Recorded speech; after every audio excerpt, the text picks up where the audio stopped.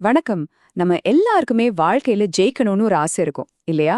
அந்த வெற்றிக்கான ஒரு காலத்தால் அழியாத ரகசியம் ஒரு ஆழமான ஆன்மீக நூல்ல ஒளிஞ்சிருக்கு.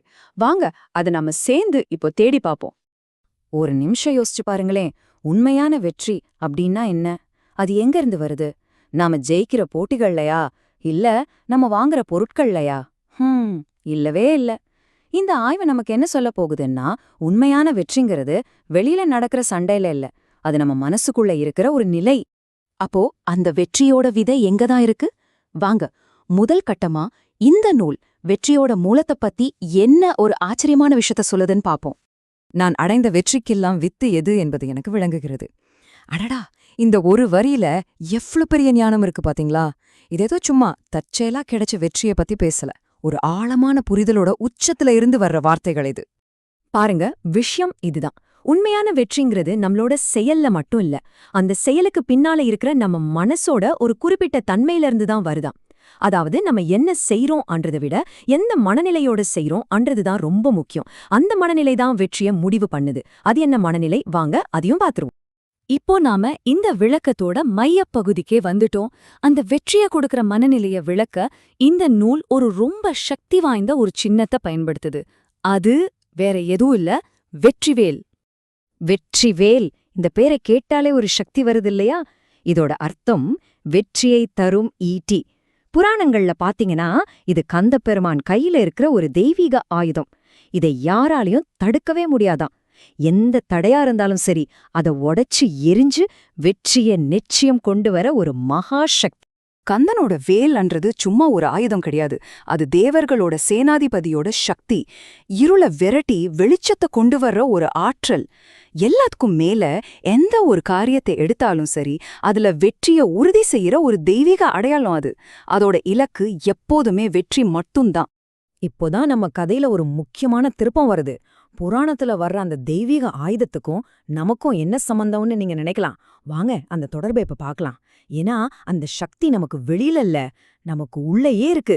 கடவுளிடத்தில் இருப்பவையெல்லாம் நம்மிடத்தும் உண்டு. இந்த வரியோட ஆழத்தை கொஞ்சம் யோசிச்சு பாருங்க. அதாவது அந்த தெய்வீக சக்தி, அந்த ஜெயிக்கிற ஆற்றல் எங்கேயோ தூரத்துல இல்ல, அது நமக்குள்ளதான் இருக்கு. இதுதான் இந்த நூலோட மொத்த சாராம்சமே. ஒரு பக்கம் கந்தனோட வேல், அது ஒரு தெய்வீகமான வெளிப்புற ஆயுதம். இன்னொரு பக்கம் நம்ம மனசு, அது நமக்குள்ள இருக்கிற ஒரு உள்ளார்ந்த சக்தி. நாம மட்டும் சரியா பயன்படுத்த கத்துக்கிட்டோம்னா நம்ம மனசும் அந்த வெற்றிவேல் மாதிரி அவ்ளோ சக்தி வாய்ந்ததா மாறிடும். சரி, இவ்ளோ சக்தி வாய்ந்த ஒரு ஆயுதத்தை நாம எப்படி உருவாக்குறது? நம்ம மனசு சும்மாதான ஒரு வெற்றிவேல் ஆயிடாது. ஒரு கொல்லன் எப்படி இரும்ப அடிச்சடிச்சு ஒரு கத்தியா உருவாக்குறானோ, அதே மாதிரி சில பயிற்சிகள் மூலமா நாம தான் இத உருவாக்கணும். அது எப்படின்னு பாப்போமா? நம்மளோட இந்த சாதாரண மனச எல்லாத்துலயும் ஜெயிக்கிற ஒரு அசாதாரணமான கருவியா மாத்துறது எப்படி? இந்த கேள்விக்கான பதில்தான் இப்போ நமக்கு கிடைக்க போகுது. நம்ம மனச வெற்றிவேலா மாத்துறதுக்கு இந்த நூல் ஒரு 3 வழிகளை சொல்லுது. ஒன்று திரட்டுதல். அதாவது அங்க இங்க சிதறி ஓடுற நம்ம எண்ணங்களை எல்லாம் ஒன்னா ஒரே இடத்துக்கு கொண்டு வர்றது. 2 கவனம் செலுத்துதல். அப்படி ஒன்னா சேர்த்த சக்திய ஒரே ஒரு இலக்கு மேல மட்டும் கூர்மையா வைக்கிறது. 3வது ரொம்ப முக்கியமானது, சரணடைதல். நம்ம முயற்சி, அதோட பலன் எல்லாத்தையும் ஒரு உயர் சக்தி கிட்ட முழுசா ஒப்படைச்சிடுறது. உன்னிடத்து ஒப்படைத்த உள்ளமே வெற்றிவேல். இதுதான் இந்த நூலோட உச்சகட்டமே.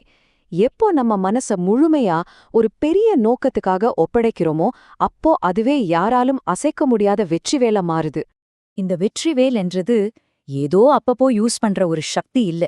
அது எப்பவுமே நம்ம கூட இருக்கிற ஒரு நிரந்தரமான துணை, ஒரு நம்பகமான உள் மனசக்தி. புரிஞ்சுக்கோங்க, இது நாம வெளியிலிருந்து வாங்குற ஒரு சக்தி கிடையாது. இது நமக்குள்ளே ஏற்கனவே இருக்கிற ஒரு சக்தி. நாம அதை உணர மட்டும்தான் வேணும். நம்மளோட கவனத்தாலையும் அர்ப்பணிப்பாலையும் அதை தீட்டி கூர்மைப்படுத்தி பயன்படுத்த ஆரம்பிக்கணும். அது நமக்காக உள்ளே காத்துக்கிட்டு இருக்கு. இந்த நூல் ஒரு அருமையான வாக்குறுதியோடு முடியுது. வெற்றிவேல் உற்ற துணை. அதாவது உங்க மனசு ஒரு தடவை வெற்றிவேலா மாறிடுச்சுன்னா, அதுக்கப்புறம் உங்க வாழ்க்கையில வர எல்லா சவால்களுக்கும் அது ஒரு உண்மையான உற்ற துணையா கூடவே இருக்கும். இப்போது இந்த கேள்வி உங்களுக்காக. இந்த பழமையான ஞானத்தை இப்போ நீங்க தெரிஞ்சுக்கிட்டீங்க. உங்க வெற்றி வேலைய பயன்படுத்தி உங்க வாழ்க்கையில நீங்க எந்த சவால ஜெயிக்க போறீங்க? யோசிங்க. இந்த விளக்கத்தை கேட்டதுக்கு ரொம்ப நன்றி.